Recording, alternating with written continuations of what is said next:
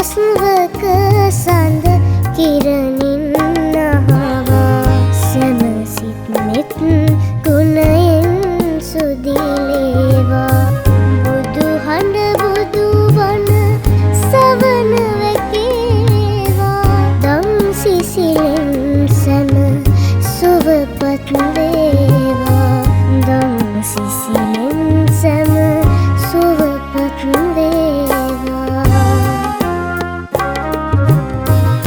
මතකින් බුදුරුව නිතර පේනවා ඒ රුව හිත තුල තැන්පත් වේවා මරණ මංචකේ දොරටුව ගාවා බුදු බණ බුදු ගුණ සිහිපත් වේවා සමාධියෙන් ගත සිත හදගාවා ලෝතුරු සිතිවිලි සිතට දැනේවා තුන් පිරිතෙන් තුන් වියදුරු වේවා දැවෙන හදේ ගිනි සිළුවනි වේවා අපමහා බෝසතාණන් වහන්සේගේ කාලේ එක් නම දානේ වළඳන් නැතුව පාරේ දින 7ක් වඩිනවා. අඹ ගසක් යට ඉදුණු අඹ වැටිලා තියෙනවා දකින්නවා. ඒත් එය අරන් වැළඳුවේ නැහැ. ඇයි අහුලලා වැළඳුවේ නැත්තේ? හාමුදුරුවනේ කවුරු හරි දානේ පිළිගන්වන්නේ නැතුව කොහොමද වළඳන්නේ? හරියට හරි. ඔව් අඹ අහුලලා අතට දෙන්න කෙනෙක් නැහැනේ. ස්වාමින් වහන්සේ එතනම කලන්තේ දාලා වැටුණා. මේ අතරේ එක්තරා මිනිසෙක් එතනින් ගමන් කරමින් සිටිනවා. මේ පාරේ වැටිලා ඉන්න මේ හාමුදුරුවන්ව දකින්නවා. ඔහු අහනවා, "ඇයි අනේ හාමුදුරුවනේ මේ වැටිලා ඉන්නේ? ඔබ වහන්සේ निराහාරවද ඉන්නේ මේ? ඉතින් මේ අඹ තියෙන්නේ වළඳන්න එපායයි." ඔහු පවසනවා. ඉන්පසු ඔහු දෙස බලා මේ ස්වාමින් වහන්සේ මෙහෙම කියනවා, "උපාසක, මේ අඹ තිබුණට මේ පිළිගන්න කෙනෙක් හිටියේ නැහැනේ. දැන් මධ්‍යහානයේ නිසා ඔබ වහන්සේට අඹ වළඳන්න බෑ. එම නිසා අඹ ලෙලි ගහලා මේ යුස අරගෙන ඔබ වහන්සේට පිළිගන්නන්නම් කියලා සඳහන් කරා. ඒත් ඇවිද යන්න ස්වාමින් වහන්සේට පණ නැහැ. මගියා මේ හාමුදුරුවන්ව කරේ තියාගෙන ගමන් කරා. යන අතරේ ස්වාමින් වහන්සේ මෙසේ කල්පනා කළා, මේ උපාසක ඇත්තෝ මගේ අම්මගේ තාත්තගේ පැත්තේ කිසිම ඥාතියෙකුත් නොවේ. ඇයි මට මෙහෙම උදව් කරන්නේ? ඒකෙන් තේරෙනවනේ අපිට අපේ තමන්ගේ අයට වඩා පිට මිනිස්සු උදව් කරන බව. ඔය පාසකම්ම අල්ලගන්න. අම්මා පන්සලේදී 56 දැද්දි ඇදගෙන වැටිලා. අනේ දෙයියනේ හාමුදුරුවෝ මොනවා හිතන්නේ නැද්ද? ඒකනේ පොඩි මාළි කන්න පොඩි දෙන්න නැතුව කියලා හිතන්නේ නැති. ඔයාලා හිතන හැටි තමයි නේද? මාත් එක අවනාගුණත් මේ ටික කියන්නම වෙනවා. ඒ මොකද්ද? කනිෂ්ක මල්ලි ලාභ ප්‍රයෝජන බලාගෙන අම්මව බලාගන්නේ නැහැ. තමුන්ගේම අම්මා කියන හැඟීමෙන් එයා බලාගන්න. ජයි ඔයා නොදන්න දේවල් කතා නොකර ඉන්න. ඔය දෙන්නටයි ලොකු අක්කටයි කින්තකටයි අම්මා මිල මුදල් ඉඩකඩම් දුන්නා. ඔයගොල්ලෝ එක පැත්තක අර දෙන්න තව පැත්තක. දුන්නා. ඇඟ බේර ගන්න. වැඩි හරියක් කනිෂ්කට. අපිට දෑවැදි දුන්නා තමයි. ඒ දෙන්න ඕන නිසා. අපි මේ ගෙදර කාලා ඇඳලා ඉන්නේ අම්මට පින් සිද්ධ වෙයි. මාත් කියන්නේ ජය ඒකම තමයි. අම්මාද බොල. මම කිව්වේ ඇත්ත. මේ අක්කේ ඔය දෙන්න රණ්ඩු කරගන්න එපා. අපි දැන් යන්න ඕන දරුවෝ දෙන්න ගන්න ඉස්කෝලේට. ඉතින් බණ්ඩාර හාමිනේ දැන් අසනීප තත්ත්වේ කොහොමද? නන්දසේන වෙද මහත්තයාගෙන් පිළිත් කරනවා හාමුදුරුවනේ. නන්දසේන වෙද මහත්තයා හොඳම වෙද මහත්තයෙක්නේ. එක්ස්රේ එහෙමත් ගන්න ඇති නේද? ඔව් හාමුදුරුවනේ කොන්ද එක්ස්රේ එකකුත් ගත්තා. හාමුදුරුවනේ මට දැන් බෙහෙත් බීලම එපා වෙලා. බණ්ඩාර හාමිනේ ලෙඩ වුණාම බෙහෙත් බොන්නත් එපායයි. වරක් දන්නේ නැතුව බෙහෙත් ටික බොන්න ඕනේ. ලෙඩ වුණාම බෙහෙත් බොන්නත් එපායයි. මේ ලතා තමයි මැනිකගේ වැඩ කරගෙන ඉන්නේ. එහෙමයි හාමුදුරුවනේ. අපේ ලොකු නෝනව හොඳට බලා ගන්න ඕනේ. මගේ ඇස් දෙක වගේ තමයි බලාගන්නේ හාමුදුරුවනේ. දැන් මොනවද තියෙන්නේ බණ්ඩාරහාමිනේ අමාරු? කොන්දේ අමාරුව තමයි ගොඩාක් තියෙන්නේ. මට ඉඳ ගන්නත් ගොඩක් අමාරුයි හාමුදුරුවනේ. හැම වෙලේම අම්මා කල්පනා කරනවා හාමුදුරනේ. මට තේරෙනවා බණ්ඩාරහාමිනේ හෙට අනිද්දා වෙනකොට දරුවෝ ටික ඔබතුමියව බලන්නේ ඒවි. හැම තිස්සෙම අහනවා ලොකු දුවාවද අනිත් දරුවාවද කියලා හාමුදුරුවනේ. ශානිකානෝනේ ඒ උදවියට පණිවිඩයක් යවන්න. අපල තියෙන්නේ හාමුදුරනේ. නොයන එකයි ප්‍රශ්නේ. බණ්ඩාර මැණිකෙට දරුවෝ 6-7 දෙනෙක්ම ඉන්නව නේද? 6-7ක් නෙමෙයි හාමුදුරුවනේ. 10ක් හිටියත් වැඩක් නැහැනේ. මට ඕනේ වෙලාවට ළඟට එන්න නැත්තම්. බය වෙන්න එපා. ලොකු හාමුදුරුවෝ කට්ටිය එකතු කරයි. එහෙනම් අපි පිරිත් ටිකක් අහලා ඉමු නේද? නමයි හාමුදුරුවනේ. එහෙනම් බණ්ඩාර මැණික මේක අල්ල ගන්නකෝ. මේක. හොඳයි. නමෝ තස්ස භගවතෝ අරහතෝ සම්මා සම්බුද්දස්ස නමෝ තස්ස භගවතෝ අරහතෝ සම්මා සම්බුද්දස්ස නමෝ තස්ස භගවතෝ අරහතෝ සම්මා සම්බුද්දස්ස භවතු සබ්බ මංගලං රක්ඛන්තු සබ්බ දේවතා සබ්බ බුද්ධානුභාවේ සබ්බ ධම්මානුභාවේන සබ්බ සංඝානුභාවේ සදා සොත්ති භවන්තු තේ. අපි ඒකට අක්කට කරදරයක්ද මන්දා? මොන කරදරයක්ද නංගි? තේකක් දෙන එක මහ ලොකු දෙයක්ද නේද මල්? එන්න හිටපු ගමනක් නෙමෙයි අපි ආවේ මෙයාගේ කරදරේටමයි ආවේ. කරදර කරන්න හැමදාම මේකක් කියයි. ඔයා මට කියපු හැමදේම මටත් කතා කරලා කිව්වා. මං සතු 5කටවත් ගණන් ගත්තේ නැහැ. එහෙමද? මන්නම් කියන්නේ අපි අම්මා බලන්න යමු මම කියලා. නම් පැත්ත පළාතේ කියන්නේ. ලොකුවක්ේ මට මතකයි සෙනාර හම්බ වෙලා මාස 6ක් ගියාට පස්සේ සෙනාර බලන්න ආවනේ. මම නොදන්න වෙයි නංගි ඒ ගැන.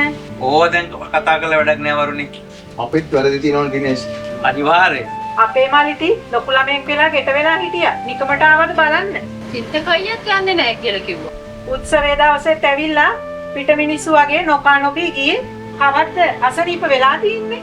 ඊයේ හවස වෙලා තියෙන්නේ. මම නම් කියන්නේ ජගත් අයියා අම්මත් එක්ක සමාදාන වෙමු. අපි හාමුදුරුවෝත් එකතු කරගමු. අනේ මේ තාතා අම්මා නිදිද? ඔය ඉක්මනට ඩින්න ගියාද? අම්මේ අම්මේ හේ දරුවෝ. අම්මට අපි සුප් එකක් හැදුවා. ඒ සුප් එක බීලෙමු අම්මේ. ඒ උදේ බොහොම අමාරුවෙන් බත්කටක් කවාගත්තේ. අම්මා එදා පන්සලේ වැටෙන වෙලේ තල්මක් ඇති වෙලා කියලා ඩොක්ටර් කිව්වා. ලතා අම්මා ඇඳට පොඩ්ඩක් හේතු කරන්න උදව් වෙන්නකෝ. මේ මට ඕවා බොන්න බෑ. කොහොමත් ඔය පොඩි පුතයි. ඒ දෙන්න එළි කතා කර කර ඉන්නවා අම්මේ. ඉන්නකෝ අපි ගිහලා එක්කන් එන්නම්.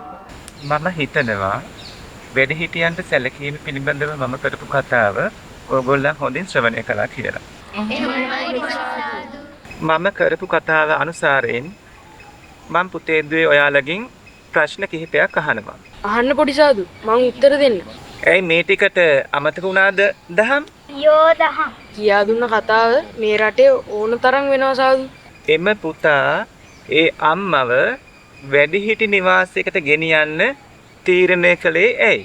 ඒ කතාවෙන් මට හරි දුකක් ඇති වුණා පොඩි සාදු. පොඩි සාදු කියූ කතාව හැමෝටම ආදර්ශයක්. එයාගේ නපුකමනේ. එයාගේ නෝනගේ කරදරේ නිසා. ඇයට උපස්ථාන කිරීමට බිරිඳ අකමැති වීම. පුතා ගෙදර එන හැම වෙලාවෙම බිරිඳ මවගේ වැරදි කීම. අම්මවට වඩා බිරිඳ කියන දේ විශ්වාස කිරීම. නිතර වයස්ගත අම්මත් එක්ක රණ්ඩු කිරීම. වතුර වලින් නෑවීම පහර දීම. වැරදි ඒ ඇන්ටි. නිවාස ගන්න බැරි තැන නිවාසවල දාන්න කියලා අම්ම කිව්වා. පොඩි සාදු අපේ ආච්චිට නන්දල මාමලා කරදර කරනවා. ආච්චින්නේ අපේ ගෙදර. මම නම් ආච්චිව වැඩි හිටින නිවාසයකට දාන්න දෙන්නේ නෑ. මාත් එහෙමයි පොඩි සාදු. අන්න ආදර්ශමත් දරුවෙක්. වැඩිහිටියන්ට උපස්ථාන කිරීම, වැඩිහිටියන්ට උදව් කිරීම සෑම දෙයක්ම අපි කරන්න ඕන නේද? එතකොට පුතේ අපිට පින් ලැබෙනවා. ඒ වගේම ඒ අයත් සතුටටපත් වෙනවා නේද? ඒ වුණාට අපේ දෙමාපියෝ ආච්චි බලන්න යන්න දෙන්නේ නෑනේ පොඩි සාදු. ඒක පුතේ බොහෝම හොඳ නැති දෙයක්. පොඩි සාදු අපේ ගෙවල් වලත් ඔය වගේ ප්‍රශ්නයක් තියෙනවා. අපිට යන්න දෙන්නේ නැහැ. දැක්කම් බැදීම් නැති කරනවා. සෙනුකලාගේ ගෙදර ඉන්නේ අපේ ආච්චි පොඩිසාදු. ඒගොල්ලෝ අපේ නෑදෑයෝ. ඉතින් ආච්චිත් එක්ක එකතු කරන්න බැයිද පොඩිසාදු? ඒක ලොකු හාමුදුරන්ගේ කාර්යයක් නේ පුතේ. හත්තල මොකද කියන්නේ? වෙනද කියන දේ තමයි එක්ක කියන්නේ. ඔය හැමෝම එන්නේ අම්මා නැති වෙච්ච දවසට. ශාමිකා මගේ යුතුයකම තමයි ඒගොල්ලන්ට අම්මගේ ඇසින් කියලා කියන එක. නැත්තම් අන්තිමට කියා නැතුව හංගවා කියලා. මොකද අම්මගේ තාත්තේ? සුප් එක පොවන්න ගියා. බොන්න බෑම කියනවානේ. ඇඟට අමාරුයි කියන්නේ. ඇගේ අමාරුට වැඩි දැන් තියෙන්නේ අම්මගේ හිතේ අමාරු. සතියක් වුණානේ. ඔය කවුරුත් ආවේ නැහැනේ. අපිට පුළුවන් විදිහට අපි අම්මාව බලාගමුද කනිෂ්ක. මේ ඔයා පොඩ්ඩක් ගිහලා බොරුවක් හරි කියලා සුප් ටික පොවන්න කොහොමද? බණ්ඩාර මැණිකේ අසනීප වුණාට පස්සේ එක දරුවෙක් ඇවිල්ලා බලනවා. අම්මලා දුක් විඳලා දරුවම ලොකු මහත් කරන්නේ. එයාලා වයසට ගියාම බලාගනී කියලා සිතුවිල්ල. අන්සල ලොකු ආමතුරු ඒකන ගොඩාක් දොස් කිව්වා. බණ්ඩාර මැණිකේ මහත්තයා ලොකු වලව්කාරයෙක් නේ. ඔව් ඔව්. එයාට සෑහෙන දේපලක් තිබුණා. ඒ දේපල බෙදන්න කියලා තමයි බණ්ඩාර මැණිකෙත් එක්ක ඔක්කොම දරුවෝ රණ්ඩු වෙලා තියෙන්නේ. කොච්චර හොඳ හිටු පවුලක්ද ඔය. ඒ ගැන නම් කතා කරලා වැඩක් නැහැ. මද්දු මහත්තයා ඉඩකඩම් ටික ඔක්කොම ලියාගත්තා කියලා තමයි ආරංචි. ඒ වුණාට බාල මහත්තයා තමයි අම්මව ආරක්ෂා කරගෙන ඉන්නේ. පොඩි අයියා හිතනවාද ඔය වියදම් ඔක්කොම කරන්නේ ශානිකා ඉඩ දෙයි කියලා? පිස්සුද පොඩි අයියේ? මත්තු අයියා සල්ලි යවන්නේ. ඒ කියන්නේ මද්දුවයියා කනස්කට එකතුණයි කියලාද? මොන වුණත් හැමෝගෙම අම්මනේ. මම කියන්නේ අපි අම්මා ගිහිල්ලා බලමු කියලා. මේ මද්දෝය රට ගියාට පස්සේ නිරෝෂක්ක බලන්න අපේ අම්මා ගියෙත් නැහැ. චින්න කාලෙත් මද්දුවයට ගෙදරින් මෙඩිසල් එකක් ලැබුණේ නැහැ. එහෙම වෙලත් මොකද දන්නේ? මද්දෝයට අපේ අම්මා ගැන සත්ව කරුණාවක් පහළ වුණේ. මම කනිෂ්ක බණ්ඩාරගේ ලෝය ධනුෂ්ක මං ආවේ විශේෂ රාජකාරියකට. චිත්තක ඔයත් ඉන්න එක හොඳයි. එයා මොකටද අපේ ගෙදරට ලෝයස් ලෙවන්නේ? කනිෂ්ක අපිට නඩුවක්වත් දාලාද? පොඩ්ඩක් ගින්නකෝ චමිලා. කියන්නකෝ මහත්තයා. චමිල බණ්ඩාර, මధుවන්ති බණ්ඩාර, චින්තක බණ්ඩාර, පාරමී බණ්ඩාර, වරුණ බණ්ඩාර මේ අය කවුද? ඇවිල්ලා ඉන්නවද? අක්කේ අපේ චින්තකටත් නඩුවක් දාලාද? ඒ අය මගේ සහෝදරයෝ තමයි. ඔය ඉන්නේ චින්තක. එතකොට කනිෂ්ක බණ්ඩාර. කනිෂ්ක අපේ සහෝදරයෙක් නෙමෙයි මහත්තයෝ. මොනවද මේ කියන්නේ? ඇයි කනිෂ්ක බණ්ඩාර පිට කෙනෙක්ද? මෙයාගේ බාල සහෝදරයා. අපියත් එක්ක සහෝදරකම් පවත්වන්නේ නැහැ. බණ්ඩාර මැණිකේ එයාගේ අම්මා වුණාට අපේ අම්මා නෙමෙයි. මට කවුල් ප්‍රශ්න වැඩක් නැහැ. මං ආවේ මට පවරපු රාජකාරිය කරන්න. මොකක්ද සරට කවුරු රාජකාරිය? ඒපල පිළිබඳව බේරුමක් ගන්න. මේ හැමෝම මගේ කාර්යාලයට එන්න ඕන. එතකොට මම මගේ රාජකාරිය කරලා දෙන්න. අනිත් බණ්ඩාර සහෝදරන්ගේ වලටත් අපි යනවා. හොඳයි සර් අපි එන්න. ඒකේ තියෙන ඇඩ්‍රස් එකට මගේ කාර්යාලයට එන්න. අපි එන්න. මෙතන ඉන්න අයගෙන් 6 දෙනෙක් මගේ නෑදෑ නේද? අපි කීප දෙනයි පිටයි. මං ඔයාලට අද යමක් කියන්න තමයි සෙල්ලම් නොකර අද මෙතනට එන්න කිව්වේ. පවුල් ප්‍රශ්නයක් නේද? අපි ඉඩියට කනන්නේ නැත්නම් අපි යන්න දාපේ. ගගන දහම්මල්ලි ඒ ප්‍රශ්න වල ගමුම දැන් දන්නවා. මම ඔයාලට කියන්නේ දෙමව්පියෝ මොන ප්‍රශ්න දාගත්තත් පොඩි අපි වැඩිහිටියන් සලකනවා. ඊයේ දහම් පාසලේදී පොඩි හාමුදුරුවෝ අපිට කියලා දුන්න වැඩිහිටියන්ට සැලකීම ගැන. පොඩි සාදු කීපුදේ මගේ හිතට ගොඩාක් ආවැදෙනවා. මමත් ලොකු වුණාම අම්මා තාත්තව හොඳින් බලා ගන්නවා. ලොකු අය තරහ වුණාට අපි හැමෝම යාළුවෙනේ. කොච්චරවත් අපේ ගෙදර කියන දේවල් මගේ කන්ට ඇහෙනවා. ආච්චි කියන මට මාරම දුකයි. අන්න සිහස්නා අපේ ප්‍රධාන මාතෘකාවට ආවා. අපි දවසක් දාගෙන යමු සෙම්කලේ ගෙදර ආච්චි බලන්න. අන්න හොඳ අදහසක්. මාත් ආසයි ආච්චිව බලන්න. කවදද අපි යන්නේ යක්කේ? අපි දිනයක් දාගමු. දහම් පාසල් ඉවර වෙලා. ඔයා නෑදෑයෝ නැති වුණාට අපිත් එනවා ආච්චිව බලන්න. අපි අනේක හොඳ නෑ නේද? අපි නෑදෑයෝ නෙවෙයිනේ. එන්නෙම මාගෙදර ප්‍රශ්නේ ඉවරයක් නෑ නේද? අපේ අම්මා ගෙලින් හිටියා නම් මේ ප්‍රශ්න මොකුත් නෑනේ. අම්මට එහෙම කියන්න නරකයි නේද? අන්න පෙරේර මේ පැත්තට එනවා. චින්තක මහත්තයා පවුලේ ප්‍රශ්නේ උඩු දුවනව නේද? මේ ඔහෙට වැඩක් නෑ අපේ ප්‍රශ්න. මේ පෙරේරා ඔයාගේ වැඩක් බලාගෙන යන්නකෝ. මේ පෙරරා අපිට කතා කරන දේවලුත් තියෙනවා අනවශ්‍ය දේවලුත් තියෙනවා. කවදාද බෝපගේ මහත්තයා බණ්ඩාර පවුලේ ගොඩ පෙරක දෝරුවා වුනේ? යමක් කියන්න ගොඩ පෙරක දෝරුවෙක් වෙන්නම ඕනේ නෑනේ. අපතල මම ආපහු දවසක් කියන්නේ හොඳ. අපේ පවුලේ ඉස්තර ආපහු ප්‍රචාර කරත් ආපහු වෙන්නේ හොඳ. අනේ සරි. අයියෝ ඔයාලා යම්ම නෙළුවෙන්ටිට පොඩු කිව්වේ. ඔව් ඔයාලා ගෙදර ලොකු නැන්දලා ආව කියලානේ. අපි මොකටද මේ ප්‍රශ්න අනුන්ට කියලා හැල්ලුවේ? එක එක ප්‍රශ්න කියනවා මේක වෙන්නේ නැති. පොඩි අය අපි ඕකට පැටලෙන්න නරකයි. ලොකු අය දෙරගන්න. එක එක ප්‍රශ්න අහනවනේ. ඒක වෙන්නේ නැති එහෙම කියන්නේ නැති. ඒක ගන්න ඔයාලා නැන්ද ආවෙම නැති. ලොකු දුව මාමේ කොහොමද? වාඩි වෙන්නේ? ඉතින් මලිට ඉන්නවද? ඔව්. අන්න කාමරේ ඉන්නවා යන්නකෝ. දුව මොකද්ද මේ ප්‍රශ්නයක් දාගත්තා කියන්නේ? මාම දන්නවද? කනිෂ්ක මෙහාට ලෝය කෙනෙක් එවුවා කියලා. ඒ මොකටද ලෝය කෙනෙක් ආවේ මෙහෙට?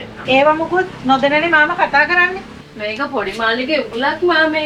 අනේ මන්දා මොනව වෙන්නේ යනවද මන්දා? පොඩි පුතා වැරදි දෙයකට ලෝයස් ලෙවල් එක නැතුව ඇති. මාමේ මද්දොයිය ස්ටාර්ටින් ඉඳලා ඇවිල්ලා නේද? ඔව් දුව. දැන් සති දෙකක් වෙනවා. ඇයි මෙහෙ ආවේ නැද්ද? එයා පංගු පෙරේටනේ වැඩ.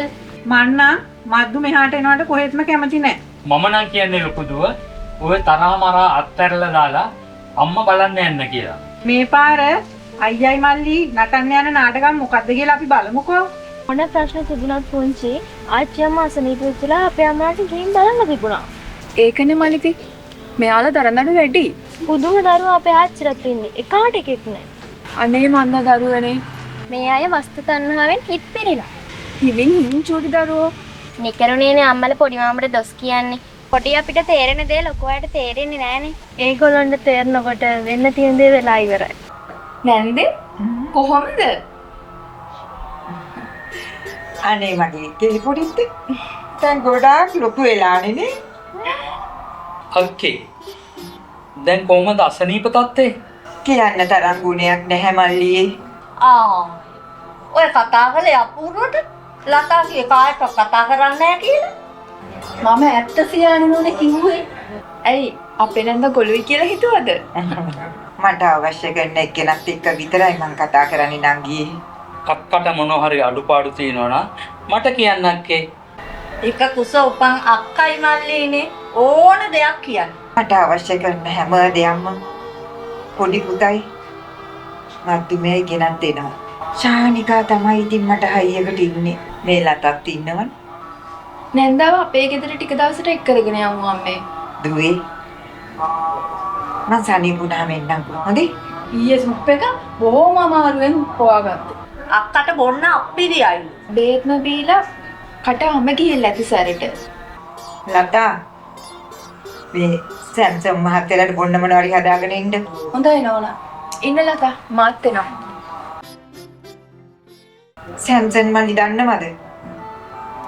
මගේ ළමයි ඔක්කොම දෙකට බෙදිලා. මගේ ගැට බලන්න ඉන්නේ. මද්දුමයයි බාලයයි. අක්කව වැඩි හිතන්න එපා කේ. එයාලට කවදා හරි ඕවා තීරෙයි. මගේ දුවලගෙන් එක්කෙනෙක්වත් ආවේ නෑ මාව බලන්න. ඒ මොකද අක්කේ එහෙම වුනේ? මේගොල්ලන්ගේ දරුවගේ කටයුතු වලට ආවේ නෑ කියලා. කනිෂ්ක මහත්තයාගේ සහෝදරයෝ හම්බෙන්න ගිහිල්ලා අපි හරි අපහසුතාවකටපත් වුණා. ඔයාගේ සහෝදරයෝ ඔයා වගේ නේ. අනේ උස අම්මවත් සහෝදරයවත් පාත් කරලායි මේගොල්ලෝ කොයි වෙලෙත් කතා කරන්නේ. එයාලා ඔය තරම් විරසක වෙලා ඉන්නේ අම්මගේ ප්‍රොපර්ටි නිසා නේද?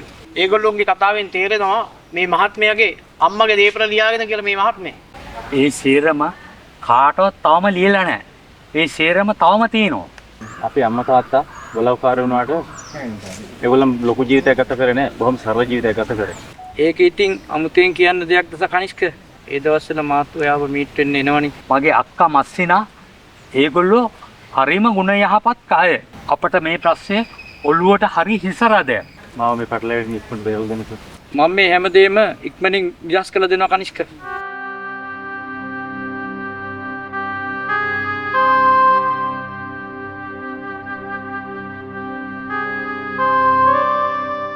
අපිට සමා වෙන්න අම්මේ.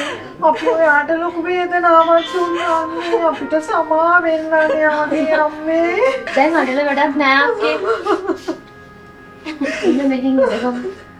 එන්නේ මට බෑ. ශාලිකා නංගි ඔයාට ගොඩාක් පිං.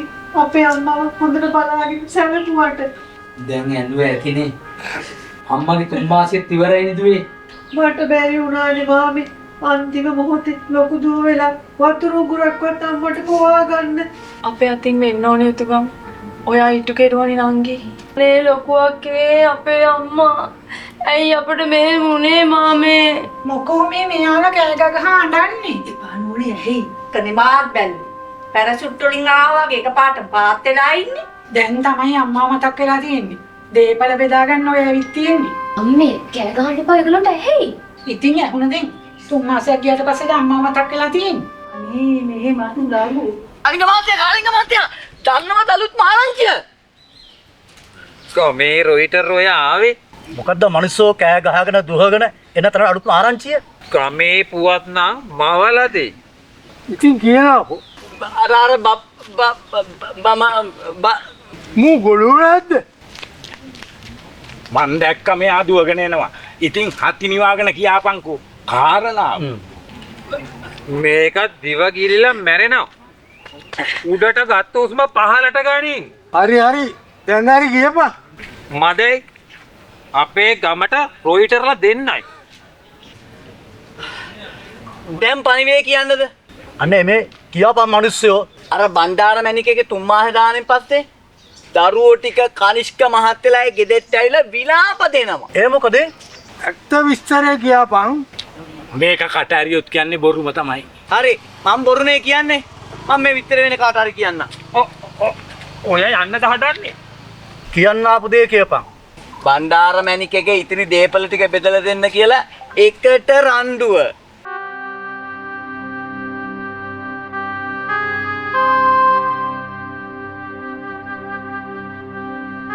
දැන් ඉතුරු කියන දේ දීලා ඩක් කරන එකයි තියෙන්නේ.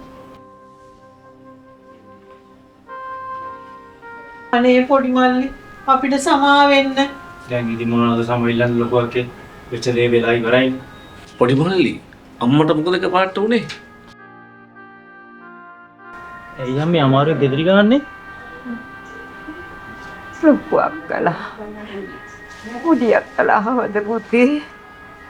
ඒගොල්ලන් ආවා අම්මේ. අම්මා නිදිහින්ද අම්මව කීද්දුවේ නෑ. මට බොරු කියන්න එපා පුතේ. ආවනම් ඒ අම්මට ඒ දරුවගේ සුවඳ දෙන්නවා. මං කිව්වා වගේ ඔය හැමෝටම මේ තියෙන දේපොළ සමසමව බෙදලා දෙන්න. අප්පච්චි කිව්වෙත් එහෙමයි. එතකොට ඔය හැමෝගෙම හිතවල තියෙන මනාපකම් නැති වෙයිමයි පුතේ. මගේ දරුවත් එක්කලා මං තරහනේ මයි පුතේ. මං තරහනේ.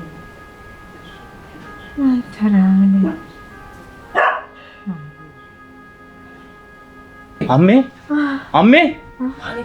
ශානිකා අම්මේ මගේ අම්මා අක්කේ මද්දර කෝල් කරන්නේ.